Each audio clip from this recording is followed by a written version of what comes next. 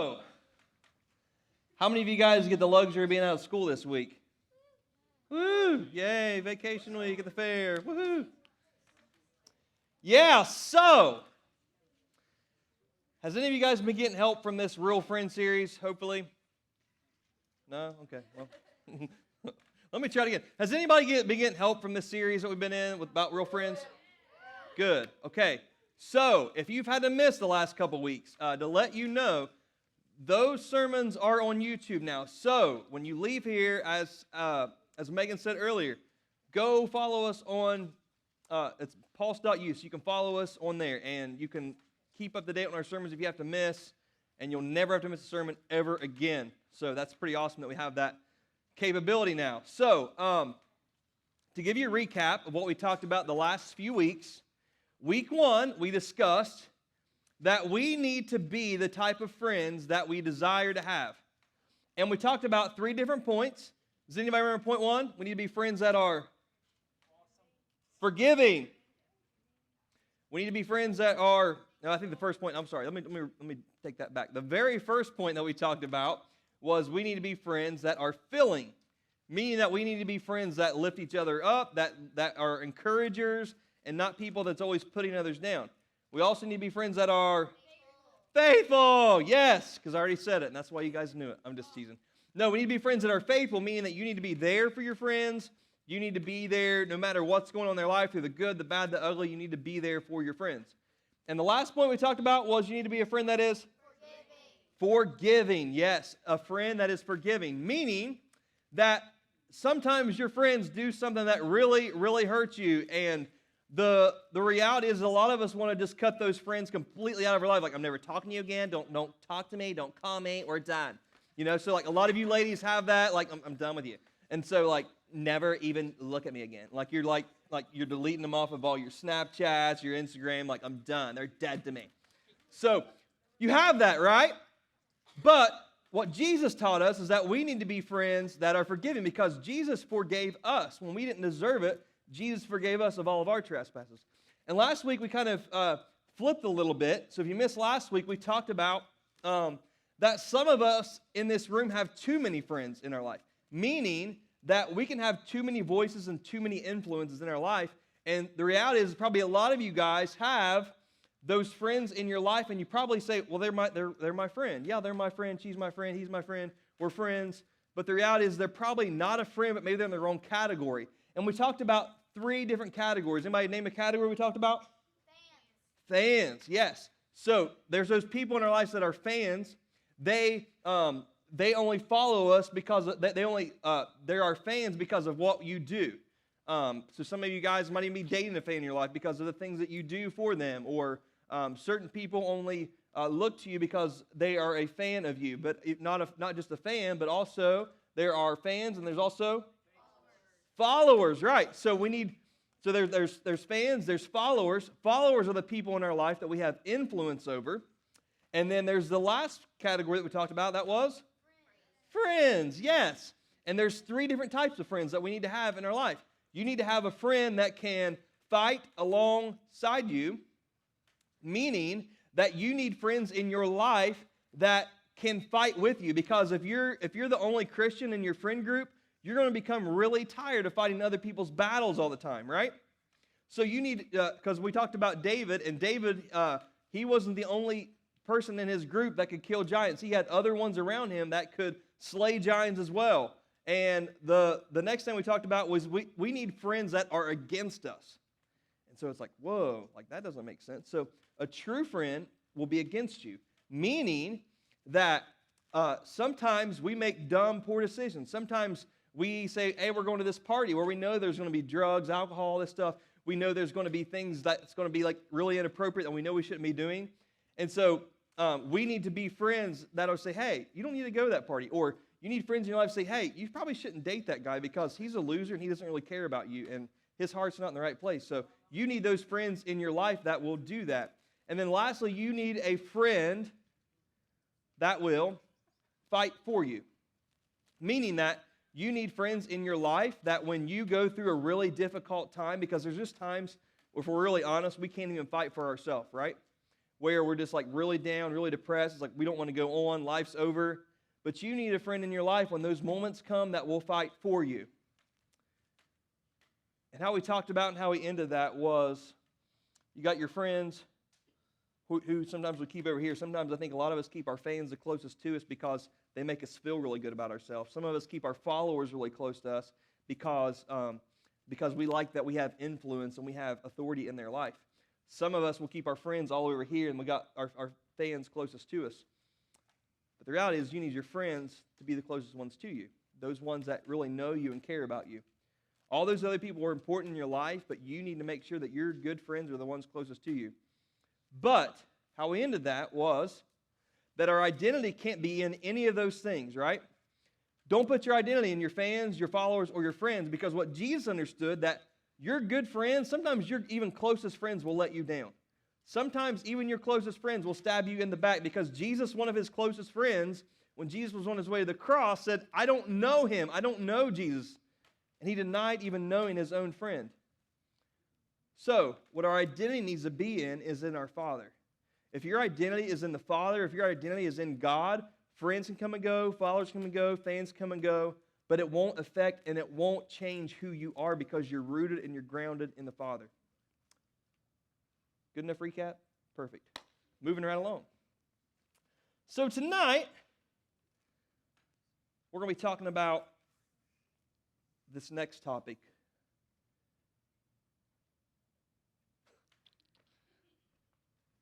Which is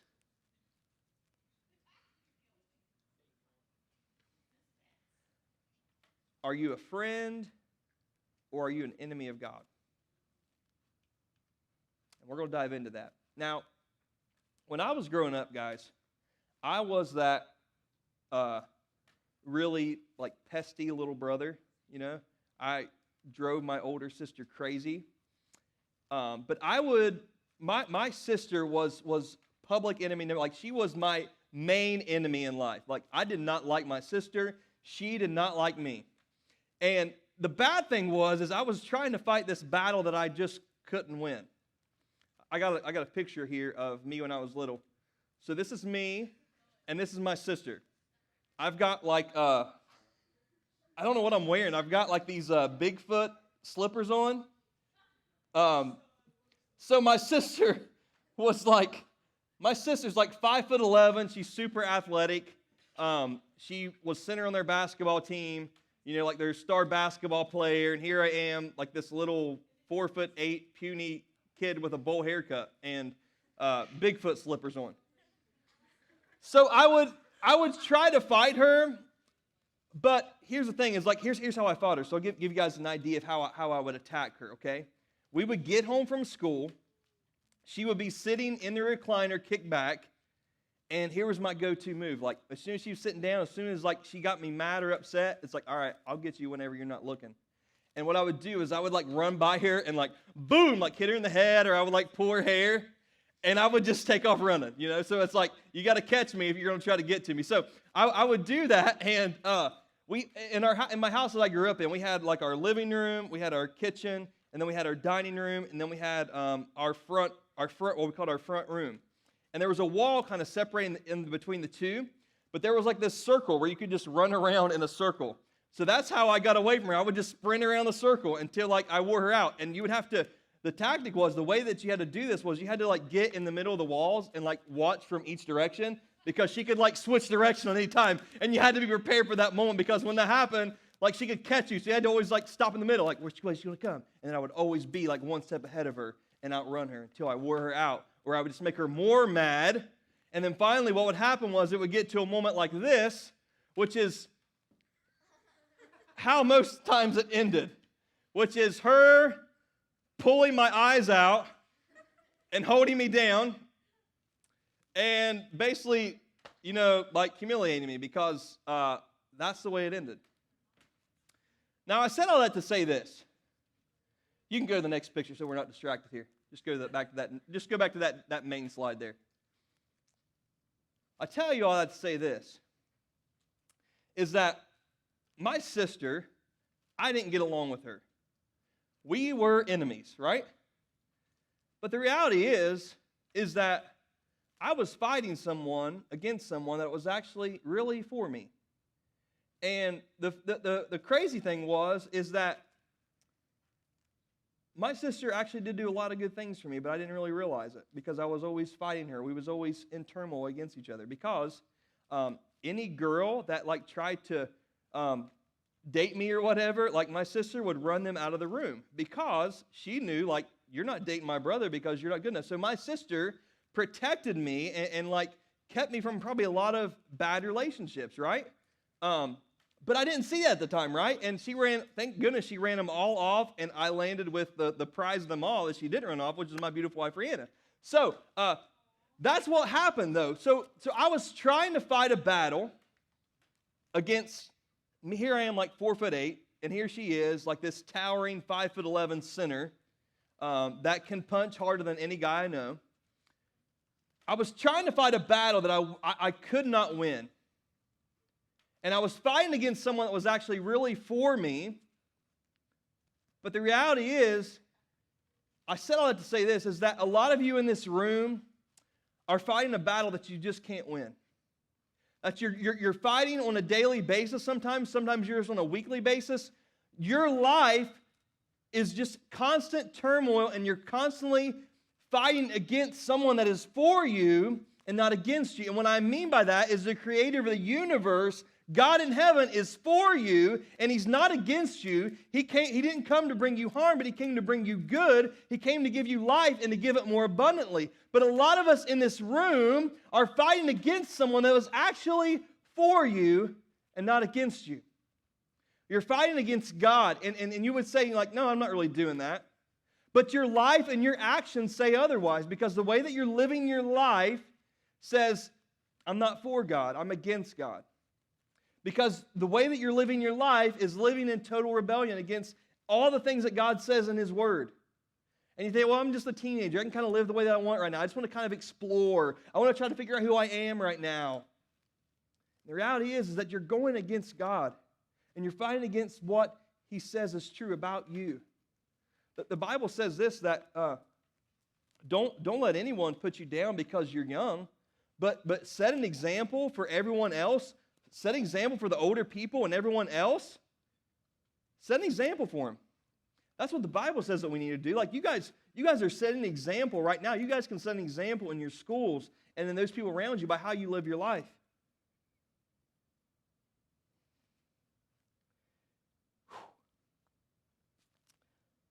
But I still have to say this,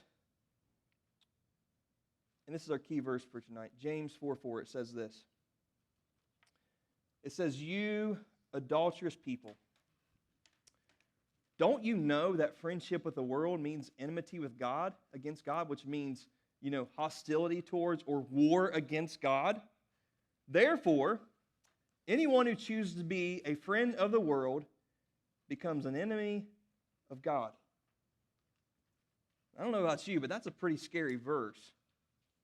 To think we could become an enemy of God, to live in such a way to where we're against God and God's against us. Like, I don't know about you, but like me versus the one that created all this and created you and created me, like I'm fighting a battle there I can't win, right? Because the truth of the matter is God's already won the war. And there's no way that you can beat God because God's already won. So, the question tonight is, are you a friend or are you an enemy of God? Are you a friend or are you an enemy of God? Because if you're living in a worldly way, you're living in a way that's a friend of the world and an enemy of God. Now, you might be here tonight and think, well, what does that mean? What does that mean to be worldly? What does that mean to be, what does the world mean? Well, here's what it means right here. It means that, here's the world. The patterns of human life that are contrary to God's will. The patterns of human life that are contrary to God's will. 1 John 2:16 says this, it says, for everything in the world, the lust of the flesh, the lust of the eyes, and the pride of life comes not from the Father, but from the world. It says for everything in the world. that means that this is the only tactics that the enemy has against us. This is all he can use to get us to become like the world. The lust of the flesh, the lust of the eyes, and the pride of life. Those things do not come from the Father, but they come from the world. That's everything. Those three things are the temptations that you guys are faced with on a daily basis. It can be wrapped up or it can be summed up in one of these categories, and we'll dive into that here in a second. So, Jesus himself, guys, was tempted. And what you got to know about Jesus was like, well, Jesus, he was the Son of God. Like, surely he could live this perfect life. Like, it's a lot easier for Jesus. But Jesus was tempted in every one of these ways. He was tempted in the lust of the flesh, the lust of the eyes, and the pride of life. Jesus was tempted by the devil in all three of these ways. There is nothing that Jesus didn't face or go through that you and I do not go through. Jesus went through every kind of temptation known to man. Jesus faced it. He faced the exact same temptations you guys face on a daily basis. He faced the exact same temptations saying, I'm not good enough. He faced the exact same temptations that you face on this earth. But what Jesus did was he endured it all. And he overcame all that. So let's dive into those three things. So the first is the lust of the flesh. The lust of the flesh. Now, the lust of the flesh, I wrote this down. The lust of the flesh is the temptation to feel physical pleasure from some sinful activity, to do something to make the flesh feel satisfied. It can involve any type of sinful activity that will bring pleasure to the body. So some examples of that are sexual sins. This is the lust of the flesh because you're pleasing your body. There is gossip. So when you're talking to other people, like that falls in that category. There is physical violence, like being violent, like to the body, to yourself, to other people. And then there's drug use, which is, marijuana, pills, cocaine, alcohol, etc. Like all those kind of fall into those categories of the lust of the flesh. And I think a lot of you guys probably fall into some of this stuff with the lust of the flesh. I think a lot of you guys fall into this stuff because you guys are at this age where you're exploring and you're learning new things. And I think the reality is that you experience what you guys call what? FOMO? Is that right? Fear of missing out. A lot of you guys have this fear that if I don't do this, I'm going to miss out. If I don't date this guy, I'm going to miss out on an opportunity with someone that's really cute and handsome. I'm going to miss out on this opportunity. And you have this fear that you're going to miss out. And if I don't date them, if I don't do what they say, they won't be my boyfriend or they won't be my girlfriend, and I'll look like an idiot because you have that fear of missing out. Like, I don't want to miss out on that. Like, oh man, if I don't go to that party, and if I don't drink, if I don't smoke this, if I don't do this, then they're going to think that I'm not going to have any friends anymore. These are my friends, so I got to do this. I got to prove myself. Like, I don't want them to think that I'm better than them or anything like that. So you have this fear that you're going to miss out on those opportunities. And the next is this: the lust of the flesh, the lust of the eyes. We talked about the lust of the flesh, the lust of the eyes. This is basically the things that we look at and we desire that aren't ours. The lust of the eyes is the things that you and I desire that aren't ours. Aren't ours. Arr. The lust of the eyes are the things that we desire that are not ours. That just sounds weird to me. I don't know why. Anyways, moving right along. All right. So here's what that includes. Some of you guys, that would like the lust of the eyes includes this. You would say, it's not fair that he's dating her. Like, I want her. That's the lust of the eyes because you're desiring something that's not yours. Or looking at pornography, looking lustfully upon a man or a woman. And the reality is ladies, you struggle with just as much as guys do. And that's kind of where we're at in this world because you guys have that instant access on your phone all the time. Or maybe it's not that, but looking at others' material possessions and you desire them, right? Like you're saying, like, man, I wish I had their shoes, or I wish they had, man, like they like dress so cool. Like I wish I had their clothes, or oh man, they're always dressed so pretty. Like I never can do that, or I wish I had that. And it's constantly desiring that and wanting what they have, and you're jealous of that other person. That's the lust of the eyes. Or desiring status.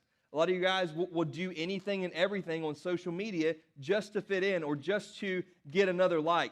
Or ladies, sometimes you'll dress a certain way just to make sure that you can get a response, and you're getting likes and you're getting comments from people that shouldn't be commenting anyways, and they're not the type of people that you want to have influence over. We desire status. A lot of you guys are in the workout room or in the gym, and you're posting those mirror pics, like, you see me, I'm like real fit, But you're doing that because you're desiring that appearance. Like you want to have that status. You want to be noticed, right? A lot of you guys are desiring appearance. That's what we're talking about when we talk about lust of the eyes. You're desiring something that's not yours.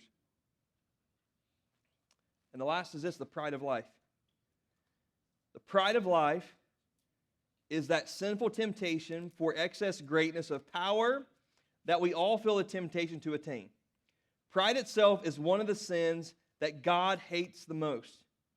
It's the sin that made Lucifer, the beautiful angel in heaven, turn him into what you guys know as Satan, the adversary. And some example of this sin, when you talk about the pride of life, includes this.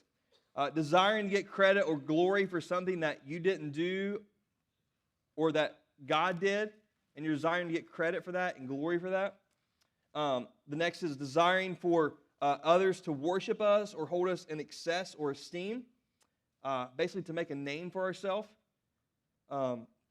Desiring to feel valued or more important than other people around us. Desiring to have positions of power over others in a way that puffs us up, our own ego for the sake of bragging rights. But Jesus said, if you desire to be great, you need to become like the least of these. That's how you become great in the kingdom of God. But a lot of us desire that. We have this very prideful position, like, I got to make sure that I'm the best, and I'll take down anyone in my way to get there, like that I'm number one, and I'm better than anybody else. And we have this really prideful way about how we look at life. Satan himself, in Isaiah 14:14, said this. It says, I will ascend above the heights of the clouds. I will be like the Most High. He thought that he could be like God, right? So that's it. So we have the lust of the flesh, the lust of the eyes, and the pride of life. You guys are dismissed. I'm teasing. But man, wouldn't that be really sad, though, if I ended on that? Do you guys think it would be really like, man, how can I live up to that? Because I think the reality is a lot of you guys in this room are saying, I don't want to be an enemy of God. But man, when I look at that, when you talked about all those things, when that's what the world looks like and that's the way that the world lives, you would say, man, I fall into that category. And to be honest, guys, that should scare you to death. Because sin, in the Bible, sin separates you from God. And the reality is that you and I both deserve death. All of us in this room, we deserve punishment. Do you guys understand that? That we deserve that? That we deserve everything that, like all the wrong that we do, we deserve it all. We deserve the punishment. We deserve a place called hell where we're in torment the rest of our eternity. We deserve that. But your friendship determines your following. Your friendship determines your following. So if you fall in love with the ways of the world, do you know what's going to happen? You'll begin to follow the ways of the world. If you follow after God, you know what's going to happen? You're going to begin to follow after His ways and His teaching, and you're going to begin to be obedient to what He says is true. That's what will happen. And the reason, guys, that this is so important is because when we live like the world, when we sin, that leads to death. But when you live a life for God, you know what that leads to? It leads to life. A lot of you guys are fighting. A lot of you guys are living this worldly way that God's like, no, I don't desire for you to do that. And you're living life in such a way that you're saying, I'm an enemy of God. You rebel against your parents. You're just a jerk to them all the time. There's nothing they can say that's right to you. Everything they say to you annoys you. So you're constantly in turmoil against your parents all the time when they're probably just trying to do the best that they can. Maybe you've heard all that I've talked about tonight. Like, I want to follow God, but I'll do that when I'm older. Like, I'll get to that point in my life. But right now, I just want to enjoy my life. I want to go hang out at the parties. I want to date lots of people. I want to do these things in my life. I want to live right now. I want to live life to the fullest. I want to do that right now. I want to have fun. I want to make mistakes. I want to do that right now. I don't want to live this serious way, and I want to live this way that God wants me to, because it's all these rules. Like, why would God put all these rules in place? Do you know what? Do you know why I make rules for my kids? Because here's some rules I put down that I have for my kids. Don't play near the road. Don't hit your sister, or don't hit your brother. Don't be mean to others. Treat others kindly. Listen to me when I tell you to clean your room. Don't lie. Do you know why I tell my kids these things? Do you know why I say, don't play near the road? It's because I don't want my kids to get hit by some crazy person that's driving by really fast and die. Do you know why that I say don't hit your sister? Because I don't want them to grow up and have this hatred in their heart towards each other. I want them to love each other and be kind to each other. Do you know why I tell my kids, hey, be nice to other people, be kind to other people? Because no one wants to be around a hateful person. I want them to grow up and people to look to them and respect them and to like them. Why do I say listen to me when I say clean your room? Why do I do that? I do that because I want them to grow up and have responsibility and to know that they need to take ownership of things in life. Because there's going to come a day, guys, where you're going to be out of your parents' house and you're going to really value the things that they're teaching you right now. I want them to grow up and have that respect to other people. I don't want them to lie because I want them to be trustworthy people and people to trust that their word is true. Because, guys, when I was younger, I lied a lot and I did a lot of things and people could just never trust my word, and I still battle with a lot of that this day. I don't want to see my kids fall into that category. Why does God make rules for you? Why do I make rules for my kids? It's because I try my best to be a good and loving father. Why does God make all these rules for you in His Word? Why does He do that? Is it because He hates you and doesn't want you to have any fun and wants you to just walk the straight and narrow and just never make a mistake? No, it's because He loves you as His child. Why does God want me to wait till marriage to give myself to a man or a woman? Why does God want me to do that? It's because He knows the heartache you're going to endure when you give yourself up in that way. Why doesn't God, why can't I look at pornography? Well, when you look lustfully upon a woman or upon a man, God knows the addiction that's creating in you, and it's warping your mind in a way that He didn't create you to live like. Why does God want me to do these things? Because He loves you.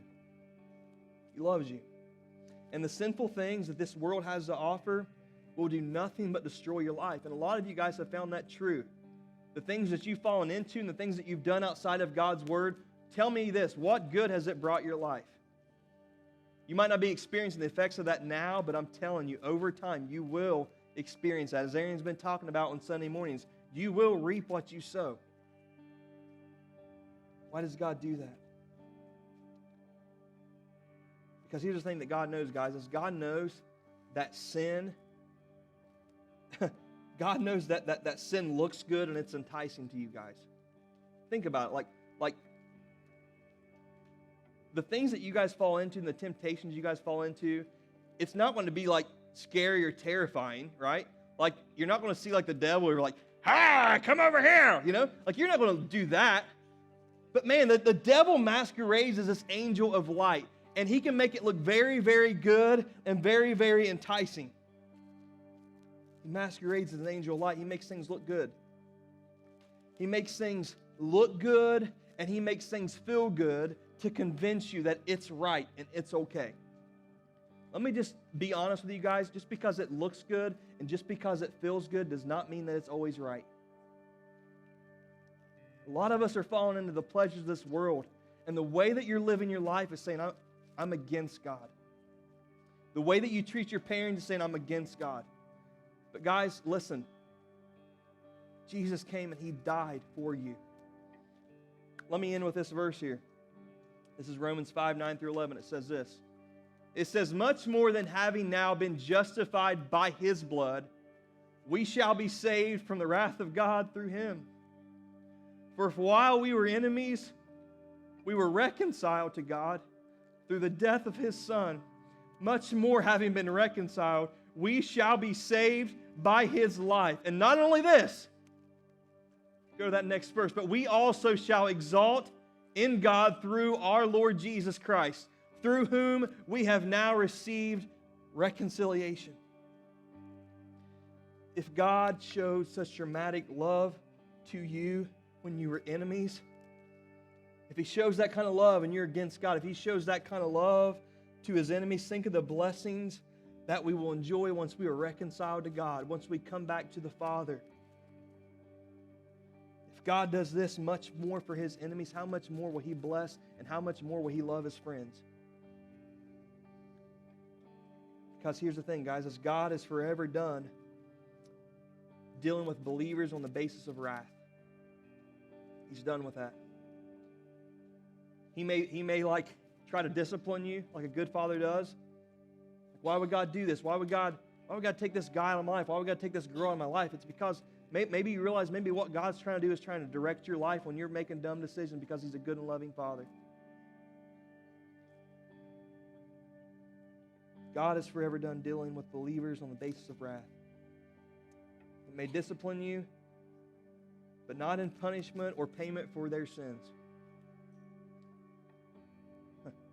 God only allows discipline to bring loving correction and guidance like a loving Father does. Man, guys, He is so good. He is so loving. He loves each and every one of you in this room, and it doesn't matter what you've done. He loves you. And I want to end with this. Moses was up on a mountain in the Old Testament. He was up on a mountain, and God was giving him these tablets. And he was writing on these tablets. And God was giving him all this word and all this stuff.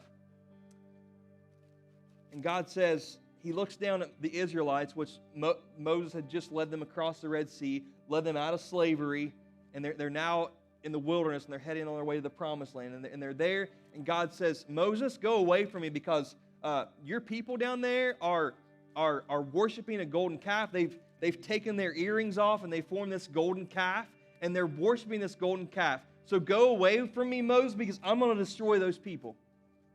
But you know what Moses says? God, don't do that. And God changed his mind. Why did God change his mind? Because Moses was a friend of God. Moses lived life for God, to please God and to honor God. So Moses changed God's mind. Isn't that crazy? And Moses goes down from the mountain. And when Moses goes down from the mountain, I'm not going to go into all the details that Moses did because it's pretty crazy. But you know what Moses says? He basically takes that golden calf and he throws it in the fire. He gets really heated at his people. And here's what I want to end with tonight. You know what Moses said to his people? He said, who's on the Lord's side? I want to ask you tonight, who is on the Lord's side in this place? Are you choosing the world and are you choosing to live that way? Or are you going to choose love and a Jesus that died for you on a rugged cross? He took the payment that you and I deserved. While we were yet sinners, Christ died for us. Who is on the Lord's side in this place? And if you notice, each of you guys have a sheet of paper that I gave you. I want you to get that out, and you should have a pen either under your seat or in front of you. I want you to just grab a pen.